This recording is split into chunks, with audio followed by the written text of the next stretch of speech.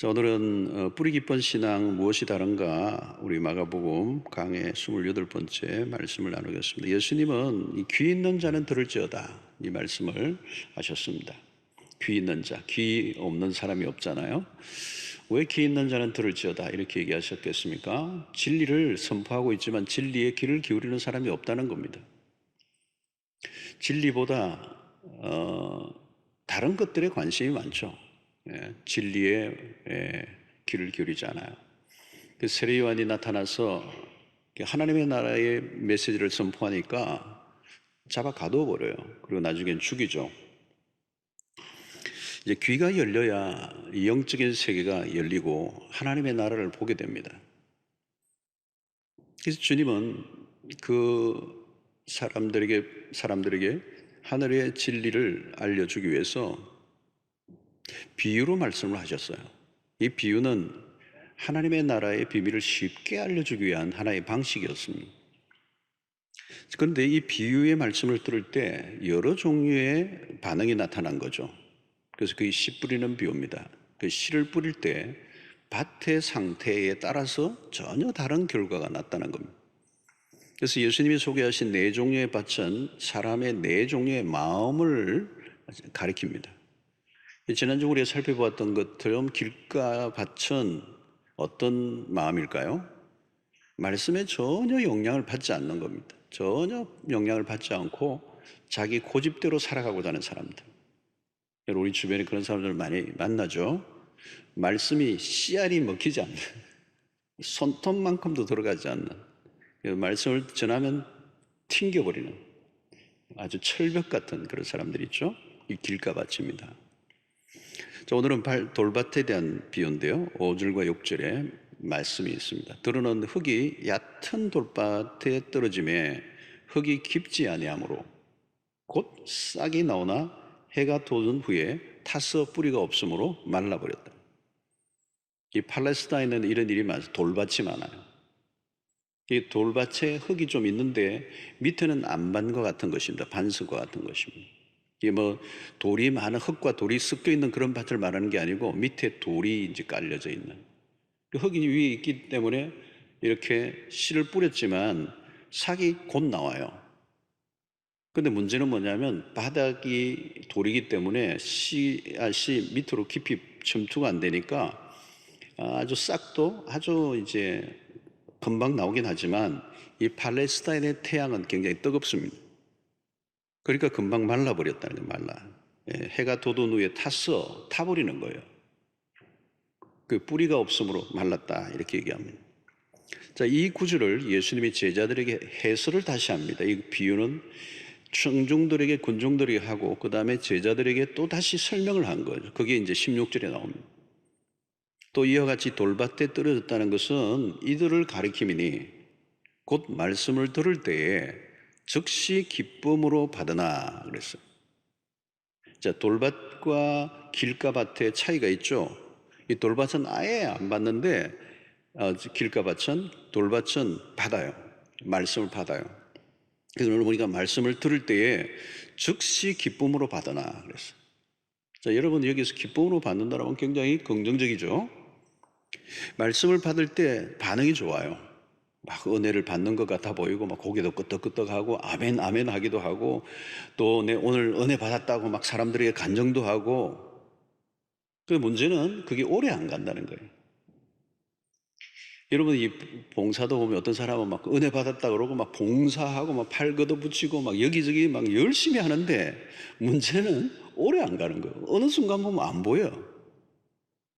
이런 사람들이 오늘 뭐라고 그러죠? 뒤끝이 약하다. 뒤끝이 약하다.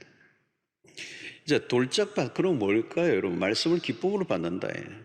이 말은 감정적인 반응을 한다는 거예요. 감정적인 반응. 근데 여러분, 감정이란 어떤 겁니까? 감정은 변화가 무성해요. 불안정해요. 불안정해. 아침에는 막 천국에 갔다 온 사람처럼 막 얼굴이 막 밝고 할렐루야 그러는데 오후에 만나니까 지옥에서 출장 나온 사람. 막 얼굴이 막 다 깨져 있고 막 디프레스 돼가지고 막 죽는 상을 하는 거예요. 이 감정적인 것입니다. 그렇죠? 말씀을 들을 때도 아멘 아멘 반응도 잘하는데 은혜 받았다고 좋아하는데 어떻게 은혜 받으셨어요? 무엇에 은혜 받으셔서 그러면 뭐 잘 하여튼 좋아요 뭐 이렇게 하고 설명을 못 하는 거예요. 이 감정적인 거. 여러분 은혜를 받았다는 것은 굉장히 총체적인 것입니다. 지적으로도 이해하고 감정적으로도 뜨겁고 그리고 의지적으로 결단을 하고 이런 것들이 이제 총체적인 것이죠. 그래서 감동이 하나의 깨달음으로 끝나지 않고 그 깨달음의 삶으로 이어지는 이제 이런 단계까지 가야 되는데 그냥 기뻤다, 좋았다, 막 은혜 받았다, 막 그냥 막 눈물도 났다 그러는데 그게 오래 가지 않는 겁니다. 그게 왜냐? 그게 감정적으로만 받았기 때문에요. 이제 문제는 이게 뭐예요? 흙이 깊지 않아 뿌리가 얕았다는 겁니다. 뿌리가 거의 없는 거죠. 여러분 신앙이 깊어지지 않고 이렇게 초입 단계에 멈춰버리는 경우들이 꼭 있습니다. 그래서 늘 뱅뱅 돌고 깊어지지 않고 초보에 머물러 있는 이 한국교회 안에 중요한 이슈 중에 하나도 뭐예요? 여러분 구원의 문제 그죠? 구원파가 있죠 이단도. 이 구원의 문제에 늘 흔들리는 장로교인들이 많은 거예요.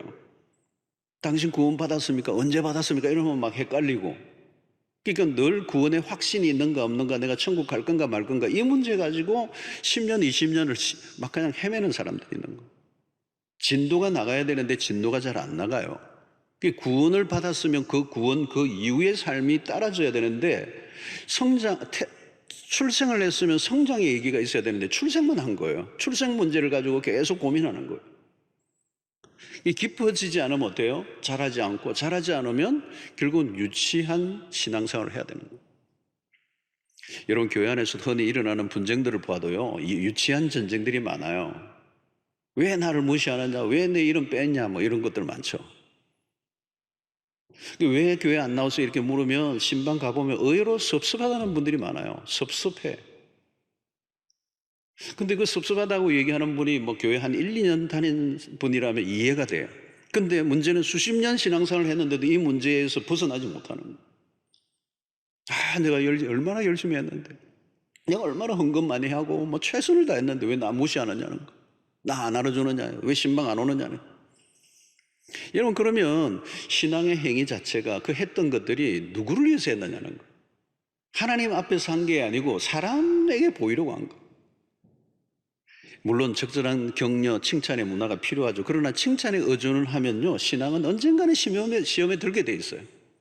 사람을 의식하고 사람의 인정과 칭찬을 기대하면 언젠가는 시험에 들게 돼 있어요.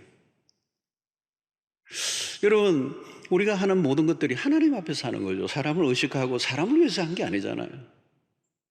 여러분 칭찬 어디 가면 가장 많은지 아십니까? 유치원. 유치원은요 모든 게 칭찬해요. 자기 혼자 화장실만 갔다 와도 참 잘했어요.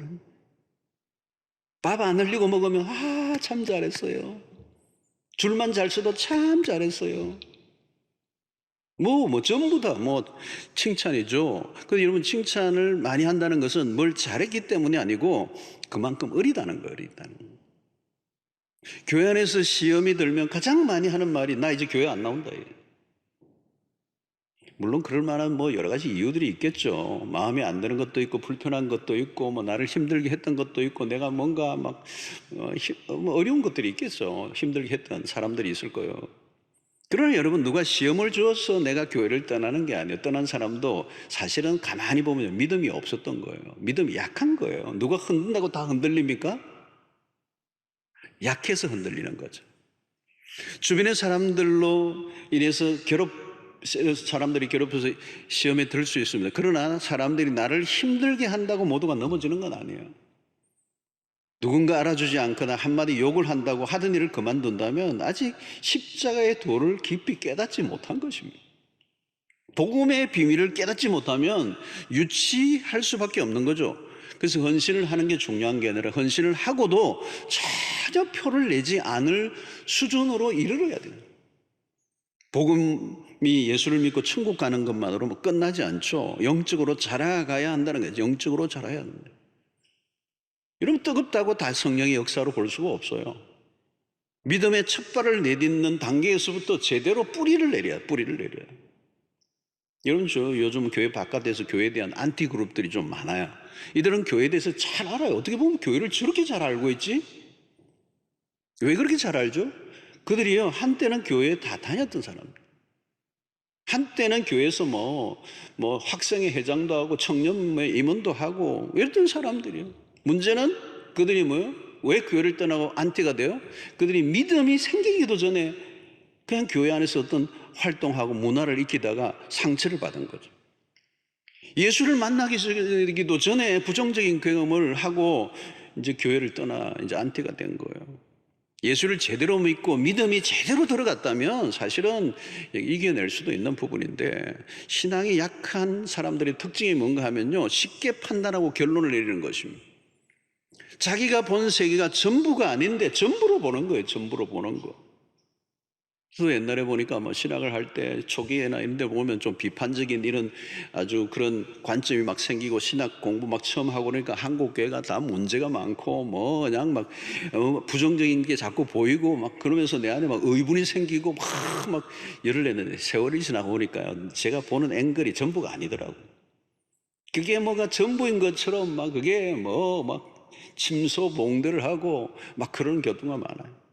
여러분, 쉽게 판단하면 안 돼요. 자기가 본 세계가 전부가 아니거든요.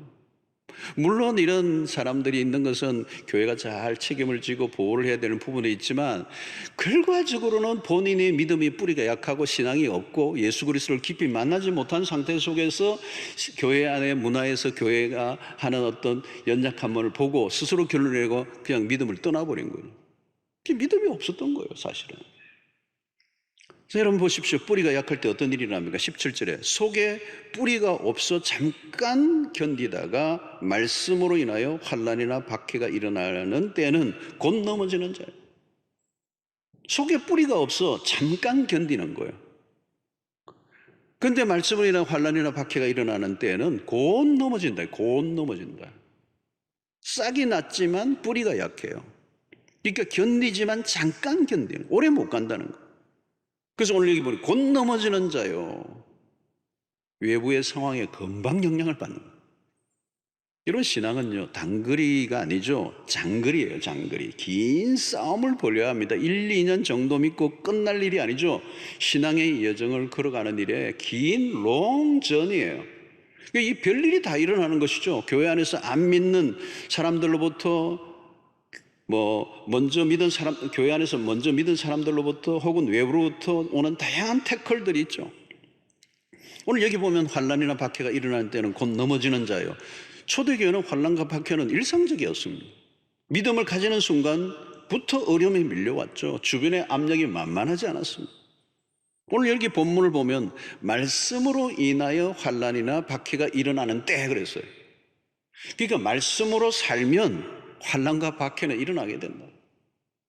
신자에게 환난과 핍박이란 당연한 것입니다. 왜 그렇습니까? 우리가 가진 믿음을 이해하는 환경이 아니에요. 우리 바깥에만 나가면 우리의 믿음을 이해하지 못하는 환경과 마주치기 때문에. 어떤 때는 가까운 가족으로부터도 미움을 받을 수도 있고요, 집단적으로 배척을 당하기도 하고, 어떤 때는 정치적으로도 핍박을 당하기도 하고. 성도 여러분, 신앙 때문에 환난과 핍박을 받아본 적 있습니까? 믿음 생활을 하다 보면 괜히 사람들로부터 미움을 당하기도 합니다. 요한복음 15장 18절 보십시오. 예수님이 이렇게 말씀하셨어요. 세상이 너희를 미워하면 너희보다 먼저 나를 미워한 줄 알라. 예수님이 미움을 당하셨어요. 당신의 백성들로부터 거절을 당하셨습니다. 미움을 받는 일은 당연하네요. 이상해요. 여러분, 예수를 믿는다 그러면 괜히 미워해요. 괜히 미워해요. 그 세상의 모습이라고. 그때 이상히 여기지 말라는 거예요. 이상히 여기지 말고. 여러분, 교회 안에서도 마찬가지죠. 믿음을 내가 제대로 가지면요, 교회 안에서도 상처 있고 실망당할 수도 있어요. 내가 막 그냥 하나님을 만나고 하나님의 은혜를 받은 간증을 하는데 막 시비를 걸고. 여러분, 교회 안에 성자들이 모인 곳이 아니잖아요. 죄인들이 집합제예요. 그 당연히 부딪히는 일들이 많을 수밖에 없습니다. 그때 이겨내야 돼요. 이겨내야. 시험을 이겨내는 게 믿음이에요. 악조건 속에서도 끝까지 참는 게 믿음. 여러분, 신앙은 한때 열심히 한다고 되는 게 아닙니다. 한때 나는 열심히 했다고 하는 사람들은 다 무슨 과예요? 돌짝밭들이에요. 일시적으로 은혜 받고 일시적으로 뜨거웠고 일시적으로 열심히 했던 사람들, 돌짝밭입니다. 여러분, 내가 믿고 있는 것이 신기루나 황당한 것이 아니라는 것을 어떻게 알 수가 있습니다. 어려운 순간을 당해봐야 됩니다. 직장에서도 보스가 교묘하게 사람을 차별할 수도 있습니다. 대놓고 욕을 하는 경우도 있죠. 전도하다가 우리가 수모를 당할 때가 얼마나 많습니까? 핍박이 있다는 것은 무엇을 의미합니까? 내가 믿음을 가지고 있다는 뜻이죠. 그런데 그 믿음이 진짜인지 아닌지는 언제 압니까? 테스트를 해봐야 돼요. 테스트. 그 테스트가 뭐죠? 환난과 핍박. 성도 여러분, 믿음이 좋다는 거 딴 게 아니에요. 시험을 이긴다는 거예요. 시험을 이기지 못한다면 뿌리가 약한 것입니다. 참 신앙은 어려움이 오면 더 빛이 나죠. 고난이 신앙을 빼앗아갈 수가 없습니다. 고난은 믿음이 자라게 하는 데 기여하지 결코 믿음을 빼앗아가지 못해요. 믿음의 뿌리가 깊으면 고난을 당할 때 하나님을 의심하지 않아요. 하나님을 더 신뢰해요. 고난 때문에 중도에 포기하는 것 아닙니다. 믿음이 없어서 중도에 포기하는 것이죠. 고난이 크기 때문에 신앙을 버리는 일이 없습니다. 신앙의 여정에 우리가 산전수전을 다 겪죠. 예수를 믿어 모든 것이 순탄하고 모든 게 형통하고 좋은 일만 있다면 누가 못 믿겠습니까? 그러니까 고비를 넘겨야 되는 거죠. 시련을 통과해야 된다는 거죠. 그래서 시험이 하나 둘 이겨내는 가운데 그 시험을 이겨내며 시련을 통과하면서 하나 둘 통과하면서 믿음의 뿌리가 점점 깊어져 가는 거예요. 여러분, 교회 안에서도 신앙생활을 잘하고 있는 분들을 한번 보세요. 어느 날 만들어진 게 아닙니다. 그야말로 백전노장이죠. 숱한 사건. 여러분, 교회 안에서도만 해도요, 신앙생활 하려고 하면 아까도 얘기했지만 죄인들이 집합체고 문제가 많은 사람들이 모여있기 때문에 별별 일이 다 있고 별별 걸로 시비 걸고요, 그냥 어떤 데는 모함을 하기도 하고요. 그 다 이겨내야 돼요. 이겨내야 돼. 또 교회 바깥에 나가면 직장이나 사회에 나가면 그 시험 들 일이 얼마나 많습니까? 믿음을 가졌기 때문에 대가를 지불해야 돼요. 그냥 믿음이 깊어지지 않는 거죠. 여러분, 예수님의 제자들도 보면 처음에는 다 뿌리가 얕았어요. 그러니까 늘 흔들리죠. 예수님이 십자가에 못 박히실 때는 그야말로 그냥 도망을 다 가버리고 만 사람들, 뿌리채 뽑힌 사람들이 어떻게 보면. 그러나 온전한 제자로 세워지기까지는 상당한 시간이 걸렸던 거죠. 초대교회로부터 기독교 역사는 환난과 핍박이 언제나 있어 왔습니다. 믿음의 길을 들었으면 혹독한 시련길을 통과해야 합니다. 성도 여러분, 어려움이 온다고 낙심하지 마시기 바랍니다. 시련이 온다고 쉽게 결론을 맺지 마시고, 진짜 믿음은 시련을 통하여 더 강해지는. 그러므로 이것은 오늘 이 본문의 말씀의 핵심은 뭐냐? 뿌리가 중요하다. 뿌리가 깊으면 햇빛이 강해도 더 생명력이 있는 거죠. 여러분, 이 아프리카 사막 쪽에 이렇게 이 시띠나무라는 거예요. 시띠나무라는 거, 그 아카시아 같은 나무인데, 그 외에는 이게 사막, 이집트나 이런 데가 사막에 가면 그 나무밖에 보이지 않아요. 그 잎사귀도 있고요. 아무 물도 없는데 그 사막에 그 시띠나무가 있어요. 그게 그늘을 만들어줘요. 그 물도 없는데 어떻게 그 시띠나무가 있느냐? 그 뿌리. 시띠나무의 특징은 뿌리가 있는데 이 뿌리가 어디까지 내려가느냐? 사막도 밑으로 내려가면 물이 있어요. 우기가 있으면 밑에서는 아주 깊은 곳은 물이 있을 거 아니에요. 이게 이 시띠나무가 뿌리를 내리는데 어디까지 가느냐? 물이 있는 데까지 내려가는 거예요. 그 뿌리가 물이 있는 데까지 내려가고 또 내려가서 물을 빨아 올리니까 사막에서도 그 나무가 살아있는 거예요. 여러분, 뿌리의 싸움이 뿌리가 깊으면 아무리 어려움이 와도 강해질 수 있어요. 그것을 잘 설명해 주는 게 시편 1편에 시냇가에 심은 나무잖아요. 3절의 말씀. 그는 시냇가에 심은 나무가 철을 따라 열매를 맺으며 그 잎사귀가 마르지 아니함 같으니 그가 하는 모든 일이 다 형통하리로다. 여러분, 여기에 왜 그래? 시냇가에 심은 나무의 핵심은 뭡니까? 뿌리가 시냇가에 놓여 있는 거. 척박한 땅에서도 살아남을 수 있는 비결은 그 나무가 얼마나 멋있는 나무냐가 아니라 뿌리. 비밀은 뿌리에 있는 거예요.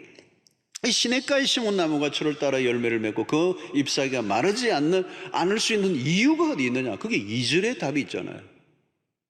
오직 여호와의 율법을 즐거워하여 그의 율법을 주야로 묵상하는 자로다. 율법을 즐거워할 뿐만 아니라 그 율법을 주야로 묵상한다. 여러분, 묵상이 뭡니까? 말씀이 그 영혼, 마음속 깊이 뿌리게 내리게 하는 거예요. 묵상은 한순간에 이루어지는 게 아니죠. 시간을 두고 계속 진행되는 일입니다. 하나님의 말씀에 내 영혼 깊숙한 곳에 뿌리를 내리고 내면화되어지면 그 말씀이 내 안에서 생명의 역사를 만들어내요. 그죠? 어떤 외부적 환경에도 흔들리지 않는, 이게 묵상, 주야로 묵상하는 자로다. 하나님의 말씀을 내 영혼에 뿌리를 내리게 하는 사람은 시냇가에 심은 나무가 철을 따라 열매를 맺고 그 잎사귀가 마르지 않은 것과 같은 힘을 얻게 되는 거죠. 이런 사람들이 무슨 소리 한 마리 했다고 거기에 막 그냥 입을 뒤집어 쓰고 죽는다 할 정도가 되는 건 뭐예요? 그 사람의 말이 나를 금방 내 삶에 영향을 미칠 수 있는 이유는 뭘까요? 뿌리가 내가 없는 거예요. 내가 말씀의 뿌리를 깊이 내리고 있으면 누가 무슨 소리를 해도 묵묵히 믿음의 길을 걸어가는 힘이 말씀 안에 있는 거죠. 여러분, 오늘 우리 주변에 영향을 줄 사람들이 많아요. 그걸 1장 1절에서 이렇게 얘기하잖아요. 복 있는 사람은 악인의 꾀를 따르지 아니하며 죄인의 길에 서지 아니하고 오만한 자의 자리에 앉지 아니하고. 여러분, 우리 주변에 죄인들, 오만한 자, 악인들이 들끓고 있어요. 우리에게 언제나 영향을 줄 수 있는데 그 영향을 받지 않고 살아가는 자가 복 있는 사람이고, 그 영향을 받지 않고 악인들, 죄인들, 오만한 자의 자리에 사람들의 영향을 받지 않을 수 있는 사람이 누구냐? 주야로 그 말씀을 묵상하는 사람이에요. 그러니까 그 말씀에 뿌리를 내리고 있는 사람은 그 주변에 이 죄인들, 오만한 자의 영향을 받지 않는 거예요. 사랑하는 성도 여러분, 오늘 우리가 하나님의 말씀에 대한 우리의 태도가 모든 걸 결정합니다. 하나님의 말씀을 듣기는 하는데 깊이 없이 듣는, 피상적으로 듣고 하나님의 말씀의 진리에 깊이 관심을 가지지 않고 무관심한 태도, 말씀의 깊이 안으로 들어가지 않는, 대충 믿으려고 하는, 뭘 믿느냐고 물으면 대답을 잘 못하는, 직장에서도 당신 교회 다니냐 그러면 우물쭈물하는 정도, 누가 성경에 대해서 물을까 봐 겁이 나는 상태. 여러분, 교회를 오래 다녔는데 의외로 성경을 모르는 사람들이 많아요. 알아도 너무 단편적으로만 알고 있는 거예요. 여러분, 우리의 신앙 안에 반지성주의가 있다는 거예요. 무조건 믿으라고만 하는 거예요. 오늘 한국의 강단에서도 종종 설교가 만담 수준이 되어버리고 깊이 있는 설교보다 재미있기만 하는, 그것을 좋아하는 문화들이 우리 안에 있어. 그래서 그냥 웃기기만 하고. 그래서 미국 목회자들에 대한 평가를 어느 분이 말하기를, 목회자의 일이 4라고 본다면 그 중에 4분의 1이 목회고 4분의 3이 안마사의 일이라는 거예요. 안마사의 일. 무슨 얘기예요, 여러분? 성도들의 신앙이 너무 연약해서 늘 위로하고 마음을 만져주는 일 이상의 무엇을 할 수 없다는 거예요. 이게 미국 교회 얘기예요. 다음 단계로 나가야 되는데 진도가 안 나가. 늘 시험에 든 사람을 다독이는 일에 세월을 다 보내는. 우리의 신앙이 너무 얕은 곳에서 헤매고 있는 건 아닌가? 기도가 깊어져 가고 있는가? 말씀의 세계가 깊어져 가고 있는가? 하나님을 알아가는 깊이가 더해가고 있는가? 내가 하고 있는 헌신이 깊어져 가고 있는가? 구원이 처음 믿을 때보다 훨씬 더 풍성하고 깊어져 가고 있는가? 여러분 예수 믿을 때 사형리 같은 거, 복음, 우리 전도 폭발도 하지만, 여러분, 그 사형리 안에 기독교의 복음이 다 담겨 있을 수 없죠, 여러분. 복음에 반응했다고 그것이 전부가 아니잖아요. 바울은 에베소 교회를 향하여 드리는 기도에서 신앙의 본질을 이렇게 가르쳐주고 있습니다. 에베소 1장 17절로 19절에 보면, 우리 주 예수 그리스도의 하나님 영광의 아버지께서 지혜와 계시의 영을 너희에게 주사 하나님을 알게 하시고 너희 마음의 눈을 밝히사 그의 부르심의 소망이 무엇이며 성도 안에서 그 기업의 영광의 풍성함이 무엇이며 그의 힘의 위력으로 역사심을 따라 믿는 우리에게 베푸신 능력의 지극히 크심이 어떠한 것을 너희로 알게 하시기를 구하노라. 바울은요, 뭔가를 본 사람이에요. 눈이 열려서 그 하나님의 그 지혜와 계시의 영을 열어서 하나님의 이 어마어마한 풍성한 세계, 하나님이 약속하신 것이 얼마나 풍성한가를 본 사람입니다. 그래서 성도들을 향하여 기도하는데 그 눈이 열리자마자 성도들을 그곳으로 인도하고 싶은 거죠. 그래서 바울의 기도는 간절합니다. 성도들이 하나님이 약속하신 그 기업의 영광의 풍성함이 무엇인지 알기를 원하고 우리에게 베푸신 능력의 크심이 지극히 크심이 어떠한 것을 알기를 원한다. 사랑하는 성도 여러분, 하나님 우리를 이끌어가고자 하는 세계는 너무도 크고 풍성해요. 그런데 우리는 너무 쉽게 은혜를 받고 너무 쉽게 만족해버립니다. 기독교가 이 정도의 수준으로 끝날 것은 아니라고 하는 이 목마름이 우리 안에 있어야 정상이에요. 너무 성급하게 받아들이고 결론을 맺으면 안 돼요. 말씀을 너무 표피적으로만 듣고 아멘 해서는 안 돼요. 고민을 좀 해야 돼요. 더 깊은 곳으로 가야 하는데, 더 깊은 곳으로 가야 하는데 길을 닫아버리고 그냥 그 자리에서 멈춰버리는, 그래서 늘 그저 그렇고 그런 신앙생활에 영적인 타성에 젖어서 조금 더 앞으로 나가지 못하고 뱅글뱅글 돌고 있는 우리의 신앙은 아닌지를 점검해 봐야 돼요. 사랑하는 성도 여러분, 성경이 얼마나 심오합니까? 말씀의 세계가 끝이 없죠. 복음이 얼마나 광대합니까? 그 빛깔로 얘기한다면 몇 가지인지 천년의 색깔로도 표현할 수 없는 다양한 그런 스펙트럼으로 우리에게 다가오고 있죠. 그저 1년, 2년, 3년 이런 우리 무슨 프로그램에 참여한다고 알 수 있는 수준이 아니에요. 복음을 제대로 이해하고 깨닫기만 해도 우리는 거기에 압도를 당하고 우리의 삶의 모든 문제를 해결받고도 남아요. 저는 목사로서 사람 말씀을 늘 대하고 성경을 공부하고 느끼면서 뭘 느끼는, 요즘 늘 느껴요. 말씀의 세계의 경이로움 앞에서 그 무궁하고 그 풍성한 세계 안에 내가 지금 어디쯤 있을까라고 가끔 물어요. 그러면 저는 초입에라도 들어와 있을까라고는 의심이 들어요. 하나님의 나라의 복음은 광대하고 풍성합니다. 하나님의 말씀은 알면 알수록 무궁해요. 눈이 밝아지면 질수록 우리는 세상의 것들로 인하여 실망하는 일, 세상의 것들이 우리를 실망하게 하려도 우리가 실망하지 않을 수 있는 힘이 우리 안에 있는 거죠. 진짜를 맛보았기 때문에 허접한 것에 마음이 빼앗기지 않습니다. 주님은 우리를 더 깊은 곳으로 인도해 주시기를 원해요. 근데 우리는 늘 천국 갈 수 있을까 없는가 그것만으로 고민하는 수준에 머물러 있을 때예요. 성도 여러분, 우리의 신앙의 수준을 하향조정하지 않아야 됩니다. 계속 성장하지 않으면 시험의 연속이고요. 누가 넘어뜨린 게 아닙니다, 여러분. 누가 시험을 줘서 시험에 들었다고 얘기하지 마세요. 내가 믿음이 없는 거예요. 믿음이 약한 거예요. 자기 발에 자기가 넘어지는 거예요. 자기가만 넘어지는 게 아니라 다른 사람들까지 넘어지게 만드는. 자, 어떻게 하면 뿌리를 내릴 수 있을까요? 말씀의 내면화입니다. 내면화. 뿌리를 내린다는 말을 다르게 표현하면 내면화. 여러분, 오늘 내면화하려고 하면 그 말씀이 스쳐 지나가는 게 아니라 말씀의 그 심오함 안으로 들어가야 합니다.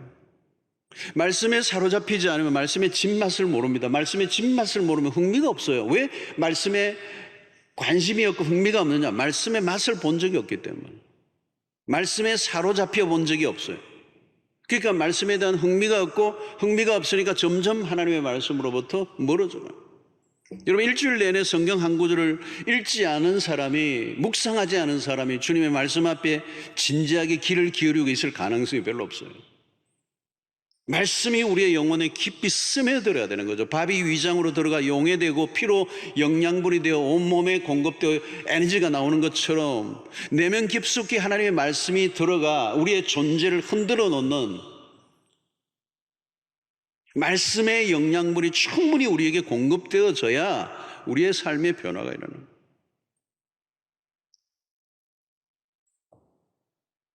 여러분, 말씀에 감정적인 반응만으로 안 돼요. 구체적으로 실천해야 되는 것입니다. 이 내면화의 과정은 묵상이지만 그 묵상은 하나의 머리에 가슴의 작용으로 끝나지 않고 우리의 삶으로 옮겨지는. 여러분, 우리가 말씀을 들을 때 옛날에는 그냥 대충 넘어갔는데 그 말씀에 귀를 기울이면요, 그 말씀을 그냥 넘어갈 수가 없어요. 그 말씀이 우리의 깊은 삶의 부분을 건드리기 때문에. 마가복음 10장에 한 부자 청년의 이야기가 나옵니다. 어떻게 하여야 예수님에게 찾아와서 어떻게 하여 영생을 얻으리까 주님에게 질문을 합니다. 그런 여러분, 젊은 부자 관원이에요. 모든 걸 가지고 있는 사람임에도 불구하고 그에게 놀라운 것은 영적인 고민을 갖고 있다는 거예요. 이 영적인 진지함을 가지고 주님에게 찾아와서 어떻게 하여 영생을 얻으리까? 여러분, 그때 주님이 그에게 급소를 찌르죠. 내 재산을 팔아 가난한 자에게 나누어 주고 나를 따르라. 근데 성경을 보면 10장에 그렇게 나와서 그는 재물이 많은 고로 말씀으로 인하여 슬픈 기색을 띠고 근심하여 가니라. 떠났어요. 여기 참 흥미로운 것은 말씀으로 인하여 슬픈 기색을 띠고. 여러분, 주님의 말씀이 그 영혼을 건드리기 시작하니까 불편한 거예요. 거부한 것이죠. 그리고 떠나버렸습니다.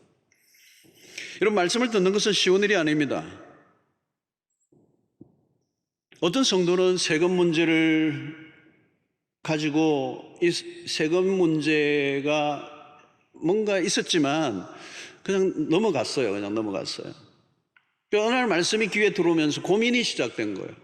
말씀이 좀 깊이 들어오니까 당장 고민이 되는 거예요. 뭔가 마음에 걸리는 거죠.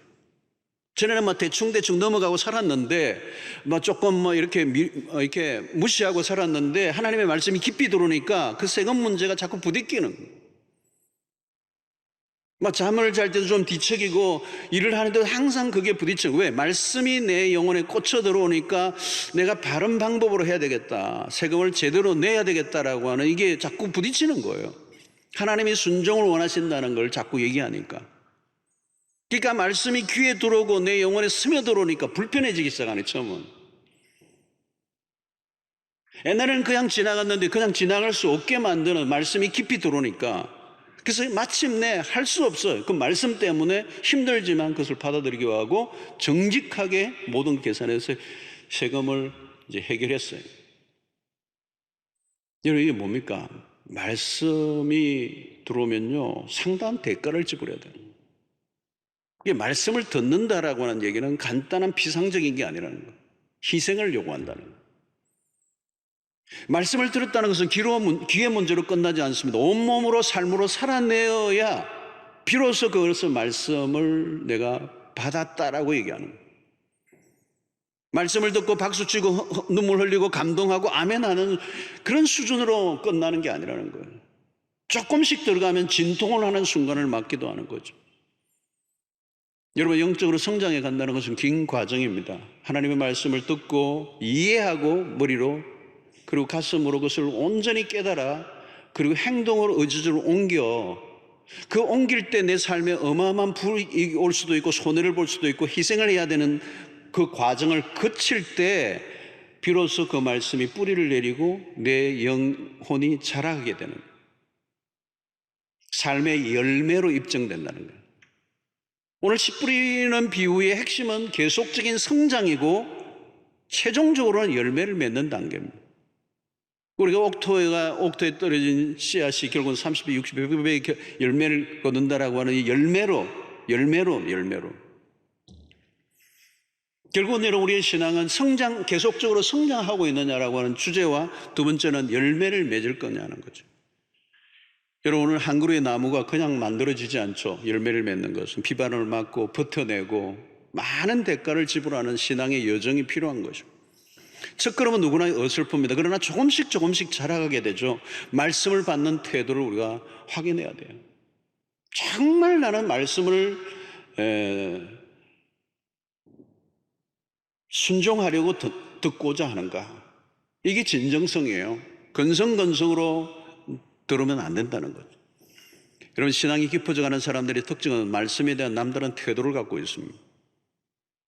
성도 여러분, 세월이 흐른다는 건 책임입니다. 신앙생활을 해왔지만 마음에 상처라만 얼룩져 있고 원망의 마음만 남아있다면 출발했을 때 문제가 있었다고 볼 수가 있습니다.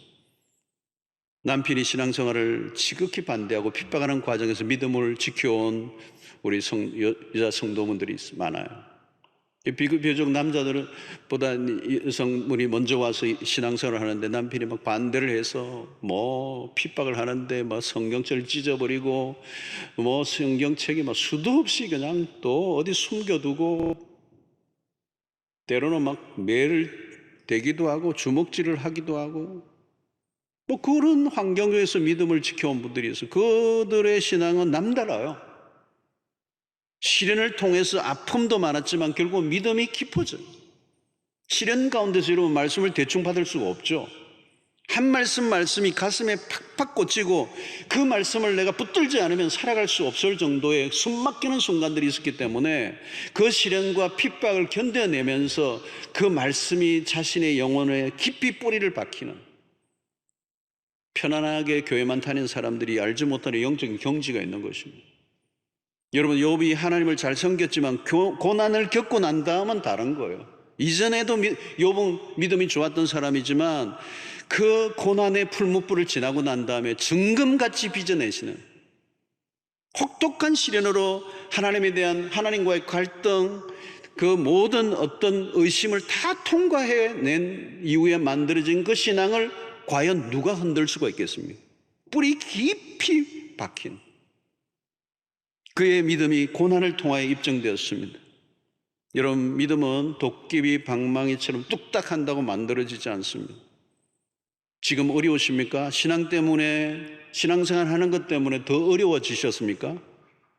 예수 믿는 것 때문에 이전보다 더 어려워졌습니까? 믿음을 확인할 좋은 기회입니다. 지금은 시대적으로 어려운 때로 우리는 지나가고 있습니다. 모두가 어렵다고 아우성입니다. 앞으로도 어려움들이 예상됩니다. 신앙을 가지고 산다는 것이 결코 쉽지 않은 시대를 우리가 살고 있어요.